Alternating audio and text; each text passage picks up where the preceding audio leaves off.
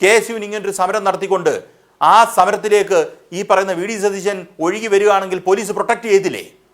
Police എന്നാ V D സതീശനെ പിടിച്ച് അടിക്കുമോ? നോ, ഞാൻ ഉറപ്പിച്ചു പറയുന്നു ഇല്ലാന്ന്. കാര്യം KSU സംസ്ഥാനത്ത് മാർച്ച് നടത്താൻ പോകുന്നു, വി ഡി സതീശൻ അതിനെ അഭിസംബോധന ചെയ്തെന്ന് പറഞ്ഞാൽ ആരാണ് ഇതിനെ എതിർക്കാൻ പോകുന്നത്?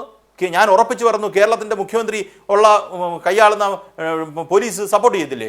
അദ്ദേഹത്തിന് സംസാരിക്കാനുള്ള അവസരം ഉണ്ടാകത്തില്ലേ? അപ്പോൾ അങ്ങനൊരു കാര്യം ഇതുവരെ നടന്നിട്ടില്ലല്ലോ. അവിടെ നോക്കൂ, അവിടെ KSUവിനും UDF ഒരു വലിയ പാളിച്ച ഉണ്ടാകുന്നു. അവർ ഈ പറയുന്ന സംസ്ഥാന സർക്കാരും ഗവർണറും തമ്മിലുള്ള പ്രശ്നം മുറുകിക്കോട്ടെ, അതുവഴി എന്തോ നേടിയെടുക്കാമെന്നുള്ളൊരു ധാരണ അവർക്കുണ്ടെങ്കിൽ അത് തെറ്റാണ്.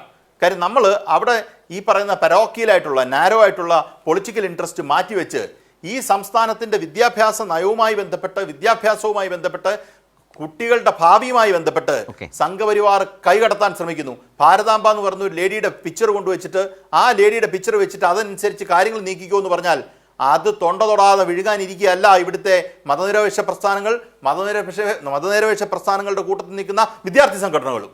അത് നമ്മൾ ഒരുമിച്ച്, അത് നിങ്ങളും അങ്ങനെ തന്നെയാണല്ലോ. അപ്പോൾ അങ്ങനെ നിൽക്കുമ്പോൾ നിങ്ങൾക്ക് അതിനകത്ത് സമരം ചെയ്യാനൊരു ബാധ്യതയില്ലേ? KSUവിൻ്റെ 4 കോടി അവിടുന്ന് ഇവിടുന്ന് പാറുന്നതല്ല, സമരം ശക്തമായി തന്നെ വരണം. കാരണം സമരം ശക്തമായി ഗവർണർക്കുള്ള മെസ്സേജാണ്. ഒറ്റ കാര്യം കൂടെ പറഞ്ഞ് ഞാൻ അവസാനിപ്പിക്കാം. നോക്കൂ, കേരളത്തിൻ്റെ ഗവർണർ, ചാൻസലർ ഗവർണർ എന്നൊക്കെ പറഞ്ഞ് ഇപ്പോൾ ഒന്നായി മാറിയിരിക്കുന്നത്. അതുകൊണ്ടാണ് ആ ഗവർണർ എന്നുള്ള പദവി ഉപയോഗിക്കുന്നത്, വാക്ക് ഉപയോഗിക്കുന്നത്. കേരളത്തിൽ ആരിഫ് മുഹമ്മദ് ഖാൻ എന്ന് പറഞ്ഞൊരാൾ വന്നിരുന്നിട്ട് പോയി. നമ്മൾ വളരെ ശക്തമായി എതിർത്തു. അദ്ദേഹം 5 വർഷം ഇരുന്നിട്ട് 5 വർഷം കഴിഞ്ഞ് ഇച്ചിരൂടെ ഇരുന്നു അദ്ദേഹം, അല്ലേ? അദ്ദേഹത്തിന് ഈ സമൂഹത്തിൽ എന്താ വില? സത്യത്തിൽ അദ്ദേഹത്തിന് ഒരു വിലയില്ല.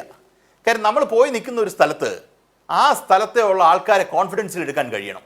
നിങ്ങൾ നിങ്ങളുടെ പൊളിറ്റിക്കൽ മാസ്റ്ററിന് വേണ്ടി you are of course vicariously liable to your master, അത് കറക്റ്റാണ്. പക്ഷേ എന്നിരുന്നാലും നിങ്ങൾ ചെയ്യേണ്ട ഒരു മര്യാദയുണ്ട്, ഒരു ഡെമോക്രാറ്റിക് എക്സസൈസ് ഉണ്ട്.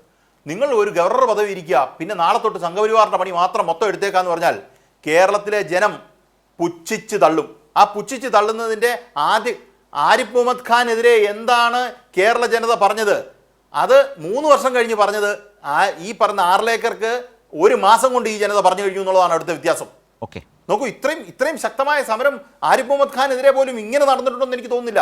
യൂണിവേഴ്സിറ്റിയുമായിട്ട് ബന്ധപ്പെട്ട് അക്കാര്യം അത്രത്തോളം ശക്തമായി പ്രതികരിക്കേണ്ടതായിട്ടുണ്ട്.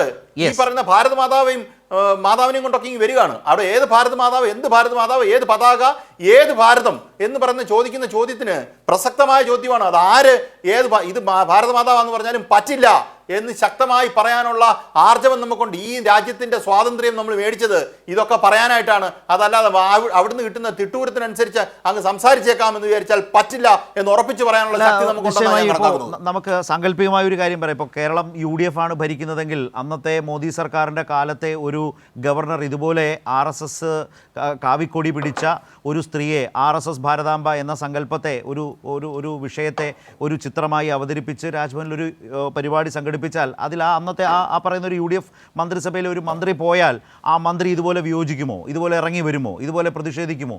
ഇല്ല എന്ന് വളരെ വേഗം നമുക്ക് പറയാൻ കഴിയും. കാരണം ഇതാണ് ഇതിനോട് എടുക്കുന്ന നിലപാടിൻ്റെ വളരെ വ്യക്തമായ, ആളുകൾക്കിടയിൽ ബോധ്യപ്പെടുന്ന ഒരു വലിയ അന്തരം ഇങ്ങനെയാണ് നിൽക്കുന്നത് എന്നുള്ളത് വളരെ വ്യക്തമാണ്.